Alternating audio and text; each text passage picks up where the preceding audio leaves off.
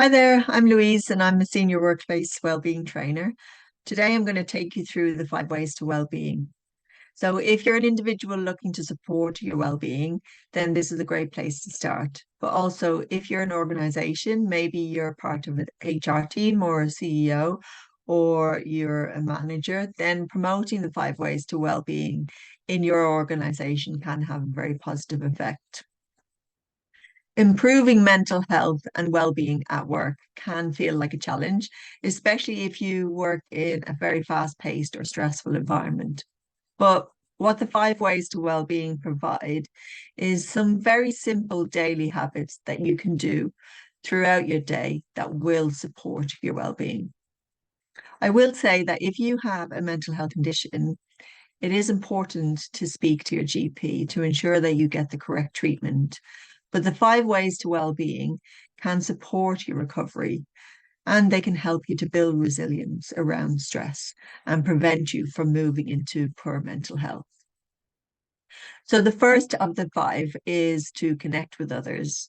When we connect with others, we step outside of ourselves, we see another perspective on the world, and we get a sense of who we are when we feel connected with other people, even if it's just to say hello or give a smile.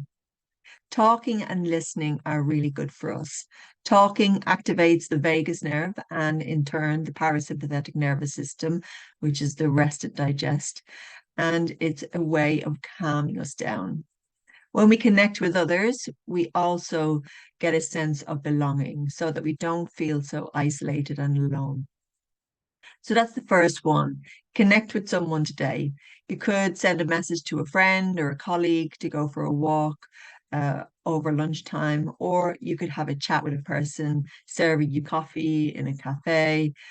You could smile at somebody as you're walking down the street. But connecting with someone today is really good for our well-being. The next one is to be active and move your body. We know that physical activity is really good for us because it releases endorphins, which makes us feel good. It can be really good to do this first thing in the morning to use up the burst of cortisol that we get on waking. Being active and moving our body also helps to improve our sleep, our mood. It reduces stress and anxiety because it's using up those stress hormones. But find an activity that works for you, it suits your level of mobility, and is easy to fit into your working day. You could try taking the stairs instead of the lift at work. If you're in the office, walk to someone's desk instead of calling them. Or you might go for a kickabout in the park at lunchtime or after work.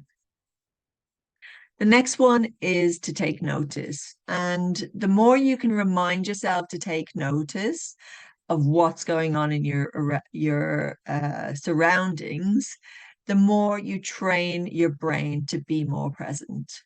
So bringing yourself to your senses can also help you to be aware of how you're feeling. And we often try to ignore how we're feeling and maybe even dissociate from it because it's difficult, or because our body is telling us we need to take a break while our mind is telling us, I just need to finish this project.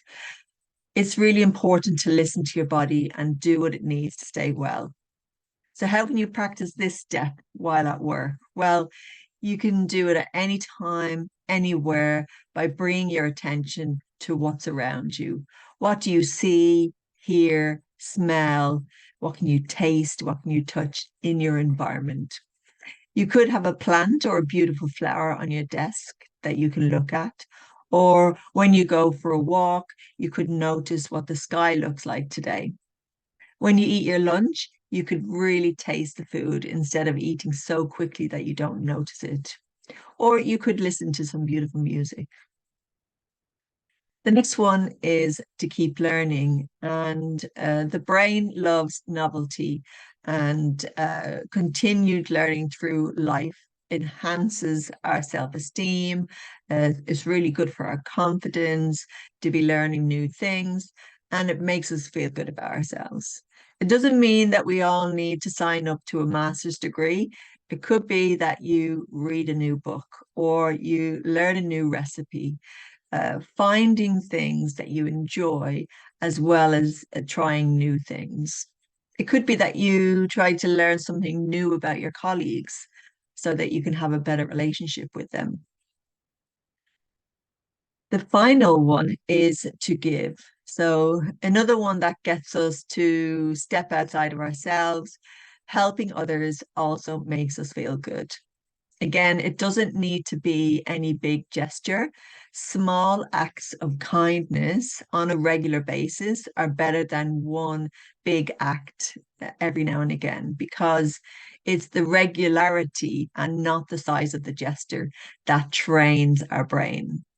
So, how can you do this in the workplace? Well, you could make a cup of tea for your colleague when you're making your own, or you could offer your help to a colleague who's struggling with something. You could introduce yourself to the new starter and make them feel more comfortable. So these little acts of kindness make us feel good. They release a little bit of those happy hormones, oxytocin and dopamine, so keeping us feeling well. So that's them all. That's the 5 ways to well-being. A little tip for you is to schedule them into your calendar. We're often really good at telling ourselves that we're going to do these, but then we get caught up in the busyness of life and in work. But if we schedule them, then we're more likely to actually do them, and then we can embed them as habits into our everyday life. So the more you can schedule, the better, the more likely you are to succeed. So thanks for listening. I hope that you found it helpful and that you get the chance to practice these 5 ways to well-being in your working day. Thank you.